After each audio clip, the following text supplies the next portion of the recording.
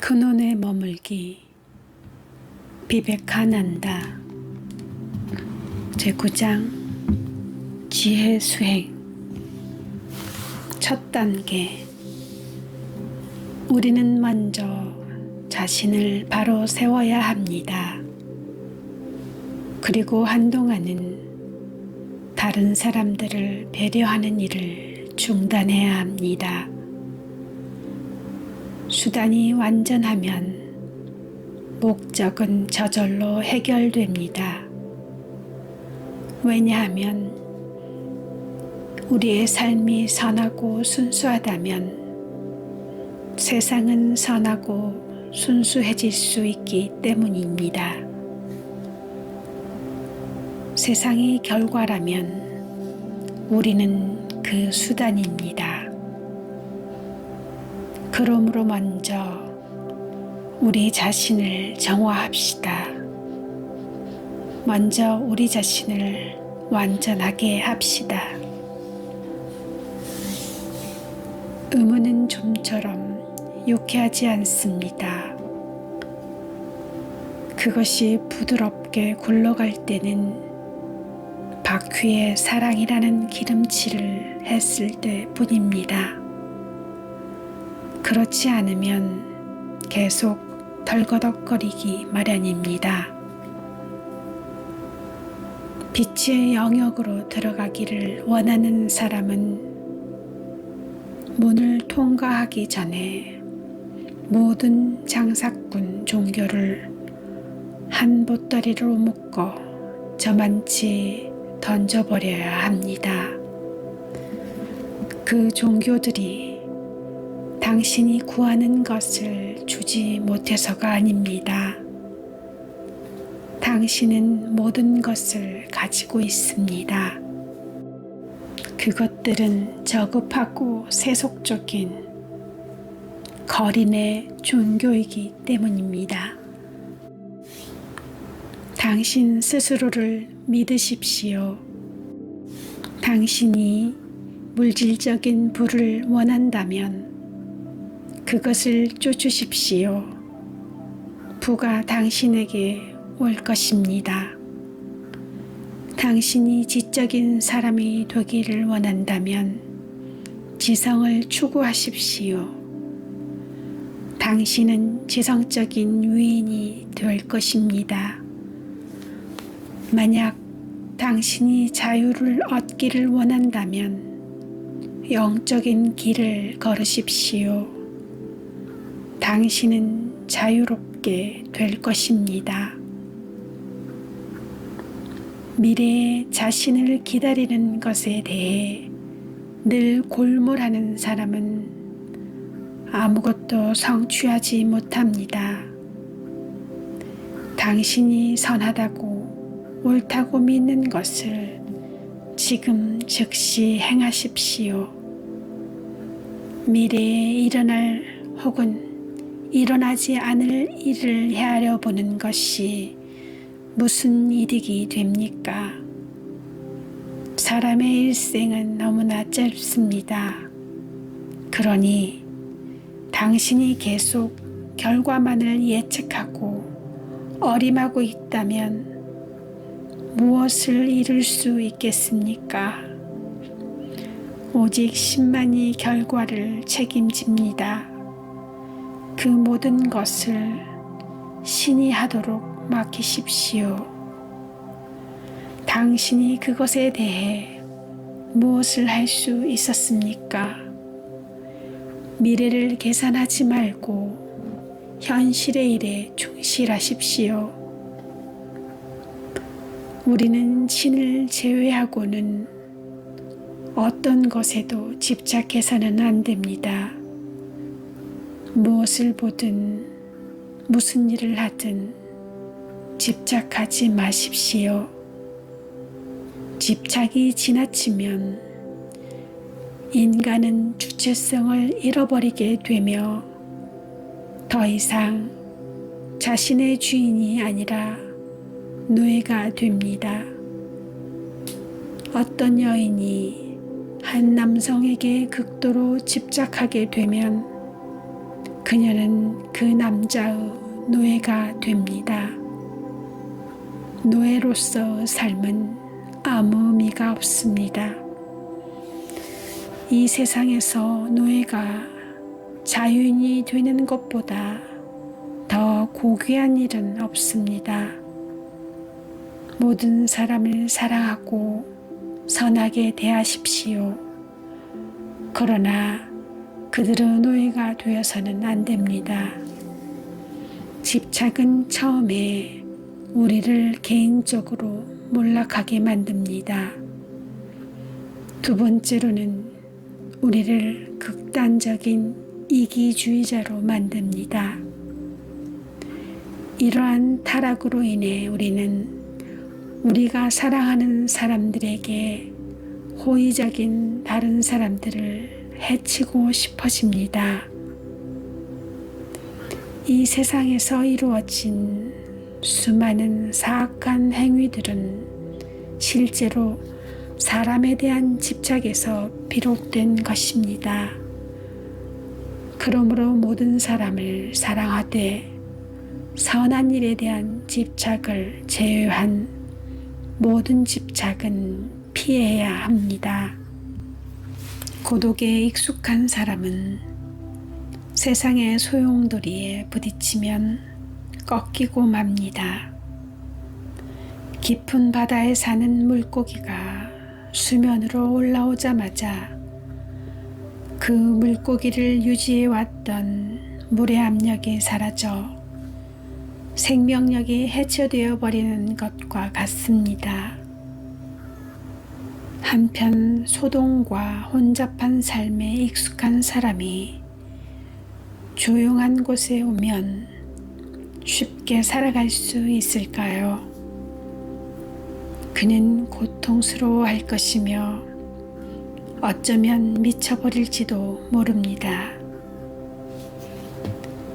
이상적인 사람은 가장 위대한 침묵과 고독 속에서도 가장 강렬한 활동을 발견하는 사람이며 가장 격렬한 활동 속에서도 침묵과 사막과 같은 고독을 찾을 수 있는 사람입니다. 항상 마음을 즐겁게 하십시오. 우울함이 찾아오면 발로 걷어차 버리십시오. 죽음에 대한 생각은 우리의 정신을 시들게 하고 마음은 낙담에 빠질 것입니다. 그렇습니다. 처음에는 마음이 무너져 내릴 것이고 허무감과 침울함이 당신의 마음을 차지할 것입니다. 그러나 죽음을 생각하는 날들이 계속 이어지고 나면 어떤 일이 일어날까요? 당신은 마음속에 찾아온 새로운 힘을 보게 될 것입니다. 죽음에 대한 지속적인 생각이 당신에게 새로운 생명을 주고 있음을, 당신을 더욱더 깊은 생각으로 이끌었음을 알게 될 것입니다. 모든 정신적이고 육체적인 대상으로부터 영혼을 분리하는 것이 목표입니다. 이것이 이루어지면 영혼은 언제나 혼자였다는 것을 알게 됩니다. 영혼은 스스로를 행복하게 해줄 누군가를 필요로 하지 않습니다. 자신을 행복하게 해줄 누군가가 필요하다면 우리는 아직도 노예입니다. 누군가를 가엾게 여기지 마십시오. 모두를 당신과 대등하게 바라보십시오. 자신에게서 불평등이라는 근본적인 죄를 씻으십시오. 우리는 모두 평등하며 나는 선하며 당신은 악하다. 따라서 나는 당신을 교화하려 한다. 라고 생각해서는 안 됩니다. 평등은 자유에 대한 증거입니다. 생각의 힘. 우리 안에 있는 추진력은 생각입니다. 마음을 고결한 생각으로 채우십시오. 날마다 고결한 생각을 듣고 날마다 그것을 생각하십시오. 잘 되지 않는다 하더라도 마음 쓰지 마십시오. 실패는 자연스러운 것이며 삶의 아름다움이기도 합니다. 실패가 없으면 삶이 어떻게 되겠습니까? 투쟁이 없다면 삶은 가치도 없을 것입니다. 실수가 없다면 삶의 찬미가 어디에서 나오겠습니까? 실패나 실수에 마음 쓰지 마십시오. 나는 암소가 거짓말하는 것을 본 적이 없습니다. 그러나 거짓말하지 않아도 암소는 암소일 뿐입니다. 사람이 될 수 없습니다. 그러니 이런 실패, 이런 사소한 퇴보에 마음 쓰지 마십시오. 그보다는 고귀한 이상을 1000번씩이라도 품으십시오. 당신이 1000번째에도 실패한다면 한 번 더 시도하십시오. 인간의 이상은 모든 것 속에서 신을 보는 것입니다. 그러나 당신이 모든 것 속에서 신을 볼 수 없다면 당신이 가장 좋아하는 한 가지 속에서 신을 보십시오. 그러면 다른 것 속에서도 신을 볼 수 있습니다. 그렇게 계속 나아가면 됩니다. 영혼 앞에서는 무한의 삶이 놓여 있습니다. 시간을 들이십시오. 그러면 목적을 이루게 될 것입니다. 당신이 꿈꾸고 생각하는 것은 무엇이든 창조해낼 수 있습니다. 그것이 지옥이라면 당신은 죽어서 지옥을 볼 것입니다. 그것이 악과 사탄이라면 당신은 사탄이 될 것입니다. 그것이 유령들이라면 당신은 유령을 만날 것입니다. 당신이 무엇을 생각하든지 그대로 이루어집니다. 그러니 선한 생각, 위대한 생각을 품으십시오. 당신이 나약하기 짝이 없는 작은 벌레인 것이 당연합니다. 자신을 나약하다고 선언함으로써 더 나약해질 뿐 아무것도 나아지지 않습니다. 스스로 빛을 몰아내겠다고 생각하고서 창문을 닫습니다. 그리고 방이 어둡다고 말합니다. 어처구니 없는 일 아닙니까? 스스로 죄인이라고 말하는 것이 무슨 이득이 되겠습니까? 어둠 속에 있다면 램프를 켜십시오. 아무것도 잃어버릴 것이 없는 이 우주에서 죽음 한가운데서 살아가는 이 세상에서 여럿이든 혼자서든 붐비는 도로에서든 태고의 숲과 같이 깊고 후미진 곳에서든 우리가 생각했던 모든 생각들은 그대로 살아 있습니다. 그 생각들은 지속적으로 스스로를 구현하고자 합니다. 그리하여 마침내 스스로를 구현할 때까지 그 생각들은 끊임없이 투쟁합니다. 그 어떤 억지력도 그 생각들을 죽일 수는 없습니다. 어떤 것도 그 생각들을 파괴할 수 없습니다. 과거의 악을 불러일으킨 생각들 또한 세상에 구현되기를 추구하고 있습니다. 그리하여 반복되는 표현을 통해 걸러져서 마침내는 완전한 선으로 탈바꿈합니다. 육체는 단지 좀 더 단단한 조직을 가진 마음입니다. 마음은 성긴층으로 구성되어 있고 육체는 농밀한 층으로 구성되어 있다는 것이 다를 뿐입니다. 따라서 인간이 자신의 마음을 완전히 통제할 때 비로소 자신의 육체도 통제할 수 있을 것입니다. 불행하게도 헤아릴 수 없는 많은 사람들이 아무런 이상도 없이 이 어두운 삶을 더듬어 나아가고 있습니다. 이상을 지닌 사람이 1000가지 실수를 한다면 이상이 없는 사람은 5만 가지 실수를 합니다.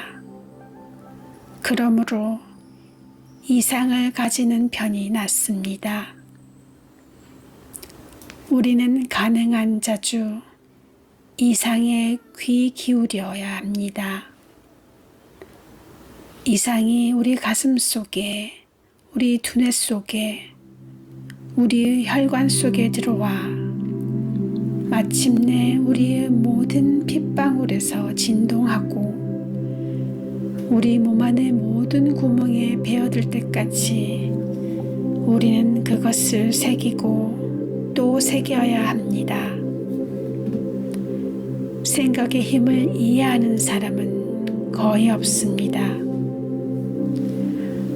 어떤 사람이 동굴 속에 들어가 자신을 가두고 한 가지 진정 위대한 생각을 하다가 죽으면 그 생각은 동굴의 벽을 뚫고 나와 대기를 진동시키고 마침내는 인류 전체에 스며듭니다. 그것이 생각이 지닌 힘입니다. 그러므로 당신의 생각을 다른 사람들에게 주입하기 위해 서둘지 마십시오. 먼저 남에게 주어야 할 것을 갖추십시오. 줄 것이 있는 사람만이 가르칠 수 있습니다. 왜냐하면 가르침은 설교나 교리의 전달이 아니며 나눔이기 때문입니다. 영성은 내가 당신에게 꽃을 주는 것만큼이나 사실적으로 전달되는 것입니다. 이런 것이 말 그대로 진리입니다. 진리, 이성, 영감. 스스로 판단하십시오. 눈먼 신앙은 결코 당신을 구원하지 못합니다. 당신 자신만의 구원의 길을 걸으십시오. 비이성적인 신앙을 갖는 것이야말로 지극히 불경스러운 것 아닙니까? 무슨 권리로 우리는 신이 우리에게 주신 가장 위대한 선물을 사용하지 않는 것입니까? 나는 확신합니다. 신이 주신 이성의 능력을 저버리고 맹목적으로 신을 믿는 사람보다는 이성을 사용하여 신을 믿지 않는 사람이 오히려 신께 용서를 얻을 것입니다. 영감은 이성보다 훨씬 높습니다. 그러나 그것은 결코 이성과 모순되지 않습니다. 이성은 고된 일을 하는 데 필요한 거친 연장이며, 영감은 우리 모두에게 진리를 비추는 밝은 등불입니다. 어떤 일을 하려는 의지가 반드시 영감은 아닙니다. 지식이 있다고 해서 불행해지지 않습니다. 오히려 삶의 모든 영역에서 우리를 구할 수 있는 것은 오직 지식입니다. 더구나 예배는 알을 통해 이루어집니다. 더 많이 알아갈수록 더 유익합니다. 진리는 무엇이든 부식시키는 부식죄에 비유할 수 있습니다. 진리가 닿는 곳마다 닿은 곳의 성질에 따라 부식이 일어납니다. 부드러운 곳은 즉시, 단단한 화강암은 천천히 부식되지만 언젠가 반드시 부식되고 맙니다. 우리가 삶이라 부르는 부조리를 이해하기 위해서는 우리의 이성을 초월해야 합니다. 그러나 천천히 과학적인 방법으로 일정한 훈련을 통해 접근해야 합니다. 더불어 모든 미신을 던져버려야 합니다. 우리는 다른 학문과 마찬가지로 초의식적인 상태에 대해서도 합리적으로 연구해야 합니다. 우리는 인식의 근거를 이성 위에 두어야 하며, 이성이 이끄는 한 이성을 따라가야 합니다. 그리고 이성의 역할이 끝났을 때 이성 그 자체가 우리에게 가장 높은 수준을 가르쳐 보일 것입니다. 그러므로 어떤 사람이 나는 영감을 받았다 라고 말하며 비합리적인 논리를 펼 때 그것을 거부하십시오. 왜 그래야 합니까?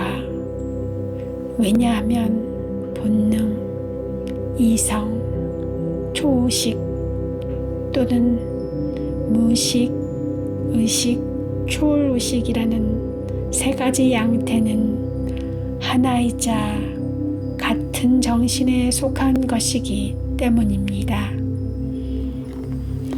한 사람에게 세 가지 정신이 있는 것이 아니라 한 상태가 다른 상태로 발전하는 것입니다. 본능은 이성으로 발전하며 이성은 초월의식으로 발전합니다. 그러므로 어떤 상태도 다른 상태와 모순되지 않습니다. 진정한 영감은 이성과 모순되지 않으며 오히려 그것을 완성합니다.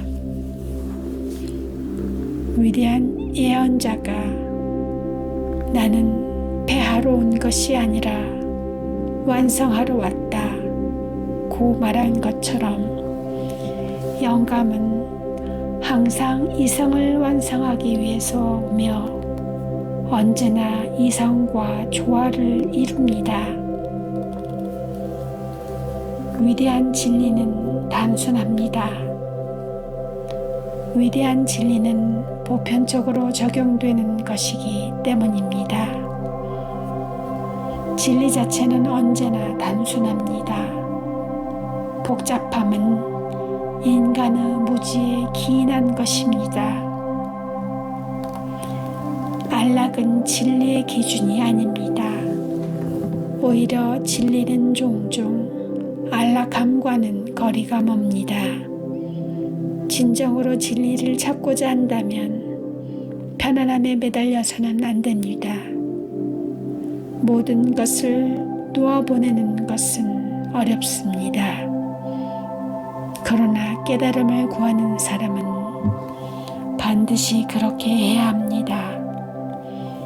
그는 순수해져야 하며 모든 욕망을 버려야 하고 자신을 육체로 생각하는 일을 그만두어야 합니다. 그럴 때에만 비로소 더 높은 진리가 그의 영혼 위에 빛날 수 있습니다. 깨달음은 진정한 종교입니다. 나머지 모든 것, 강의를 듣고 책을 읽고 추론하는 것 등은 준비 과정에 지나지 않습니다. 그것은 토대를 마련하는 것이지 종교가 아닙니다. 지성적 동의와 지성적 반대는 종교가 아닙니다. 우리가 감각적 대상과 직접적인 접촉을 할 때와 마찬가지로 종교는 훨씬 더 강력한 의미에서 직접적으로 인지될 수 있습니다. 이것이 수행자들의 중심 생각입니다. 가슴과 머리 사이에 갈등이 있을 때 가슴을 따르십시오. 왜냐하면 지성은 이성 안에서 지적인 작업만을 수행할 뿐 이성을 넘어서지는 못하기 때문입니다. 가슴은 지성이 도달할 수 없는 더 높은 국면을 지니고 있어 영감이라 불리는 곳에 도달합니다.